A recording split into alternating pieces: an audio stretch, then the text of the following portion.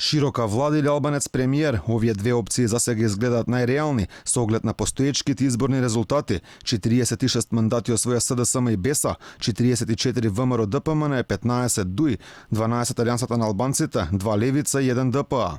Ваквата мала разлика меѓу двете најголеми македонски партии, кои добиваат помалку од 50 пратеници и големиот број мандати кои ги доби ДУИ, со што станува фактор без кој во моментов не може да се формира политичка влада, сосем сигурно ќе донесат тешки преговори за формирање на новото владино мнозинство. Она што представува проблем во моментов се оцените на ДУИ за премиер албанец, а според моменталните резултати, нивните апетити сигурно ќе се зголемат, дека е подготвен да седне во премиерската фотелја, уште еднаш потврди кандидатот за премиер на интегративците, Насер Зибери.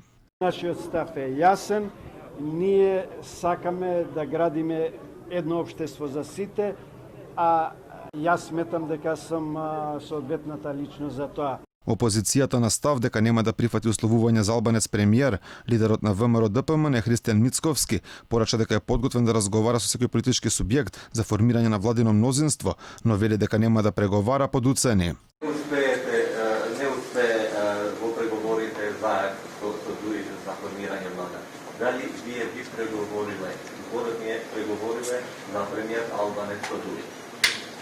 Јас во деновите кои што следат многу децидно, многу експлицитно кажав дека подготвен сум да преговарам, бидејќи кредибилитетот кој што го носи ВМРО ДПМН за овие избори е најголем, но на кое што не сум подготвен да преговарам е токму ова вие што го споменавте, бидејќи јас, како што кажав, под диктат не работам. Владачката СДСМ, како да го менува ставот, иако цела кампања партискиот лидер Зоран Заев велеше дека ДУИ заминува во опозиција, сега малку омекна, сепак одбегна да открие дали би го прифатил условот на интегративците за албанец премиер.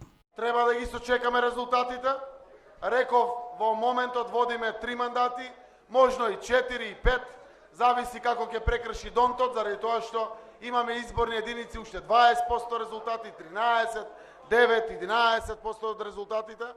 Така да прво зависи од резултатите, а секако навремено ќе кажеме точно со кој имаме поголем мегдан фронт пред нас да правиме коалиција.